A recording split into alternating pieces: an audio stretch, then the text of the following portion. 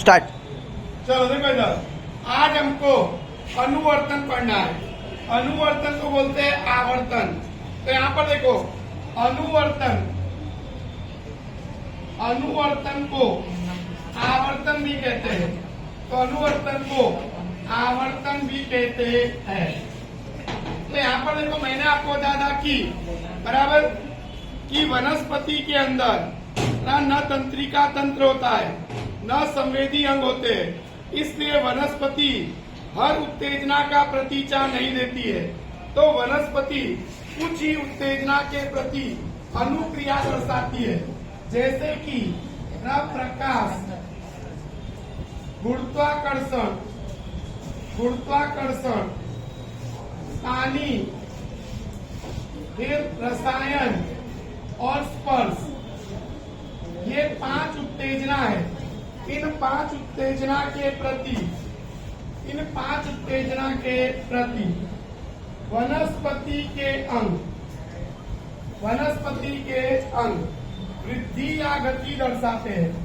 वनस्पति के अंग, अंग वृद्धि या गति दर्शाते हैं। तो वृद्धि या गति दर्शाते हैं।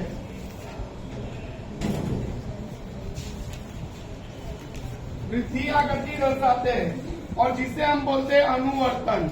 क्या बोलते हैं? अनुवर्तन कहते हैं।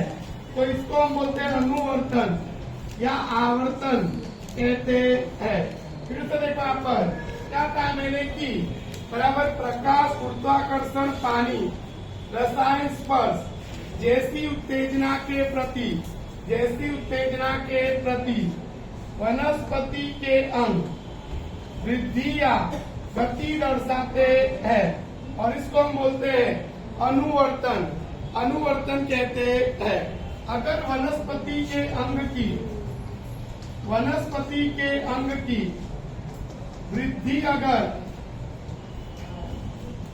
उत्तेजना की दिशा में हो, वृद्धि उत्तेजना की दिशा में हो, तो उसको हम बोलते हैं धन अनुवर्तन। धन अनुवर्तन कहते हैं। धन अनुवर्तन कहते हैं। लेकिन अगर वनस्पति के अंग की वृद्धि उत्तेजना की विरुद्ध दिशा में हो, उत्तेजना की विरुद्ध दिशा में हो, तो उसको हम बोलते हैं ऋण अनुवर्तन। ऋण अनुवर्तन कहते हैं। ऋण अनुवर्तन कहते हैं। तो फिर से देख लो यहाँ पर अनुवर्तन किसे कहते हैं। तो लिखने का प्रकाश, गुरुत्वाकर्षण, पानी, रसायन, स्पर्श जैसी उत्तेजना के प्रति वनस्पति के अंग वृद्धि या गति दर्शाते हैं, जिसे अनुवर्तन कहते हैं। अगर वनस्पति के अंग की वृद्धि उत्तेजना की दिशा में हो, तो उसको बोलते हैं धन अनुवर्तन, और अगर वनस्पति के अंग की वृद्धि उत्तेजना की विरुद्ध दिशा में हो, तो उसको बोलते हैं ऋण अनुवर्तन। अब अनुवर्तन के हमको 5 प्रकार पढ़ने हैं। तो वो 5 प्रकार देखो कौन कौन से हैं। तो पहला, अनुवर्तन के 5 प्रकार, जिसमें पहला है हमारा प्रकाश अनुवर्तन, यानी प्रकाशानुवर्तन, प्रकाशानुवर्तन। दूसरा हमारा है गुरुत्वानुवर्तन, गुरुत्वानुवर्तन, अथवा इसको भू आवर्तन भी कहते हैं। और तीसरा हमारा है जलानुवर्तन, जलानुवर्तन। और चौथा हमारा है रसायनानुवर्तन। और 5वां है हमारा स्पर्शानुवर्तन। 5वां हमारा स्पर्शानुवर्तन। तो ये 5 प्रकार के अनुवर्तन हमको पढ़ने हैं। अब देखो यहाँ पर अगर हम संधि विच्छेद करें तो प्रकाश प्लस अनुवर्तन। अब देखो यहाँ पर उत्तेजना कौन सी है? प्रकाश। और अणु का मतलब होता है की तरफ, अणु का मतलब की तरफ, और वर्तन का मतलब व्यवहार करना। और यहाँ पर व्यवहार में आएगा वृद्धि या गति करना, वृद्धि या गति करना। तो हम यहाँ से परिभाषा लिखेंगे, प्रकाश के प्रति वनस्पति के अंग वृद्धि या गति दर्शाते हैं, जिसे प्रकाश अनुवर्तन कहते हैं। प्रकाश के प्रति, देखो यहाँ से उत्तेजना लेनी है, प्रकाश, प्रकाश के प्रति वनस्पति के अंग वृद्धि या गति दर्शाते हैं, जिसे प्रकाश अनुवर्तन कहते हैं। अब वनस्पति को प्रकाश जो है वो सूर्य में से मिलता है, तो वनस्पति को प्रकाश सूर्य में से मिलता है, और सूर्य की तरफ वनस्पति का कौन सा अंग बढ़ता है? तो जो जमीन के बाहर होता है, तो यानी कि बराबर तना। तना हमेशा प्रकाश की दिशा में वृद्धि करता है, इसलिए उसको हम कहते हैं धन प्रकाश अनुवर्तन, धन प्रकाश अनुवर्तन। और मूल हमेशा बड़ा प्रकाश की विरुद्ध दिशा में बढ़ता है, प्रकाश की विरुद्ध दिशा में मूल वृद्धि करता है। प्रकाश ऊपर है और ये बढ़ता है नीचे, तो ये प्रकाश की विरुद्ध दिशा में बढ़ता है, इसलिए इसको बोलते हैं ऋण प्रकाश अनुवर्तन, ऋण प्रकाश अनुवर्तन, ऋण प्रकाश अनुवर्तन कहते हैं। फिर से देखो, तीन ही पॉइंट लिख रहे हैं। प्रकाश के प्रति वनस्पति के अंग वृद्धि या गति दर्शाते हैं, जिसे प्रकाश अनुवर्तन कहते हैं। तना धन प्रकाश अनुवर्तन दर्शाता है, मूल ऋण प्रकाश अनुवर्तन दर्शाता है। ये लकड़ी का बॉक्स है, इसके अंदर अगर हम गमला रख देवे और यहाँ पर एक खिड़की रखते हैं, बराबर खिड़की रखते हैं, तो आप देखोगे कि ये खिड़की में से इसको सूर्य का प्रकाश मिलता है। तो कुछ दिन के बाद ये पौधा वृद्धि करते करते इस खिड़की में से बाहर निकल जाता है, यानी ये प्रकाश की दिशा में वृद्धि करता है, ऐसा पता चलता है। तो इसको हम बोलते हैं प्रकाश अनुवर्तन, इसको बोलते हैं प्रकाश अनुवर्तन। तो लिखने का, प्रकाश के प्रति वनस्पति के अंग वृद्धि या गति दर्शाते हैं, जिसे प्रकाश अनुवर्तन कहते हैं। बराबर जो हमारा तना है वो दर्शाता है धन प्रकाश अनुवर्तन, मूल जो है वो ऋण प्रकाश अनुवर्तन दर्शाता है। अगला आता है गुरुत्वानुवर्तन। तो यहाँ पर देखो संधि विच्छेद करेंगे तो गुरुत्वाकर्षण प्लस अनुवर्तन, और भू यानी जमीन। अगर कोई चीज को हम ऊपर से छोड़े हमेशा नीचे आएगी, ऊपर जाएगी नहीं। तो इसका मतलब कि गुरुत्वाकर्षण के प्रति वनस्पति के अंग वृद्धि या गति दर्शाते हैं, जिसे गुरुत्वानुवर्तन या भू आवर्तन कहते हैं। तो यहाँ पर देखो गुरुत्वाकर्षण की दिशा बराबर हमेशा ऊपर से नीचे की तरफ होती है, तो ऊपर से नीचे बढ़ने वाला वनस्पति का अंग मूल है। इसलिए क्या होता है कि मूल धन गुरुत्वानुवर्तन दर्शाता है और धन भू आवर्तन दर्शाता है। भू का मतलब जमीन, मूल हमेशा जमीन के अंदर बढ़ेगा, कभी जमीन के बाहर निकलेगा नहीं।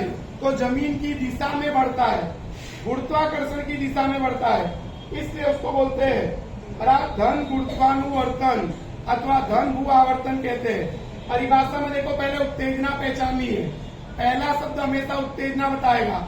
यहाँ पर संधि विच्छेद करेंगे, गुरुत्वाकर्षण प्लस अनुवर्तन। गुरुत्वाकर्षण यानी उत्तेजना, तो गुरुत्वाकर्षण के प्रति वनस्पति के अंग वृद्धि या गति दर्शाते हैं, जिसे गुरुत्वानुवर्तन अथवा भू आवर्तन कहते हैं। अब लिखने का कि मूल जो है वो धन गुरुत्वानुवर्तन अथवा धन भू आवर्तन दर्शाता है, जबकि तना जो है, तना हमेशा गुरुत्वाकर्षण के विरुद्ध बढ़ता है, वो हमेशा नीचे से ऊपर बढ़ता है। इसलिए यहाँ पर हम लिखेंगे ऋण ऋण गुरुत्वानुवर्तन अथवा ऋण भू आवर्तन। ऋण भू आवर्तन क्योंकि जमीन के बाहर बढ़ता है तना, अभी जमीन के अंदर बढ़ता नहीं है, इसलिए इसको बोलेंगे बराबर ऋण गुरुत्वानुवर्तन अथवा ऋण भू आवर्तन कहते हैं। अगला आता है हमारा जलानुवर्तन। परिभाषा आ जाएगी हमको, लेना है हमको क्या, जल या पानी, पानी के प्रति वनस्पति के अंग वृद्धि या गति दर्शाते हैं, जिसे जलानुवर्तन कहते हैं।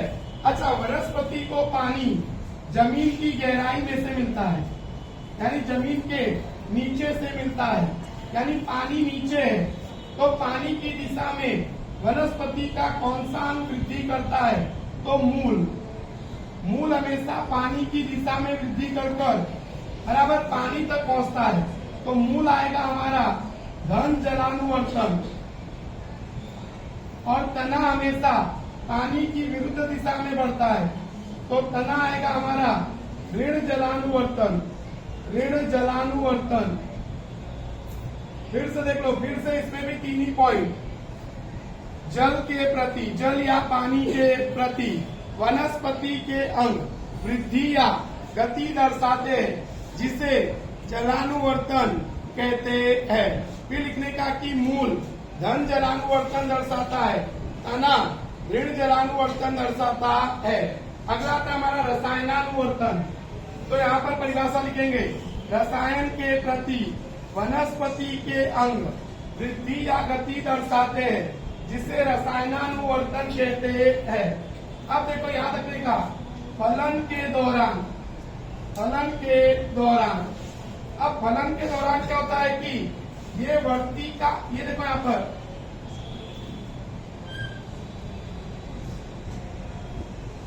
ये क्या है, वर्ती काग्र,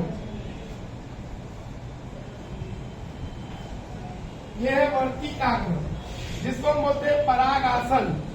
अब ये पराग आसन पर फलन के दौरान क्या आता है, फलन के दौरान आता है परागकण, परागकण आता है, और ये है बीजांड, ये है बीजांड। अब ये बीजांड के अंदर क्या आए होते हैं, तो मादा युग्मक, मादा युग्मक होते हैं, और बराबर ये जो परागकण है वो बनाता है नर युग्मक, तो परागकण बनाता है नर युग्मक।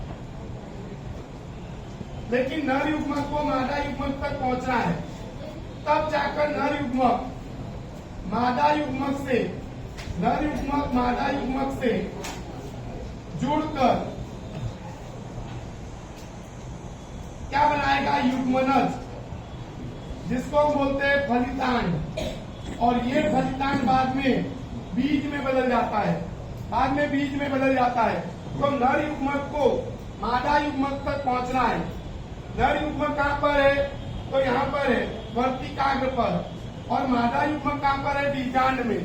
तो वहां तक पहुंचने के लिए ये बीजांड रसायन उत्पन्न करता है, और उस रसायन के आकर्षण के कारण बड़ा यहाँ पर बनती है पराग नलिका, ये पराग नलिका बनती है, और ये पराग नलिका इस बीजांड तक वृद्धि कर जाती है।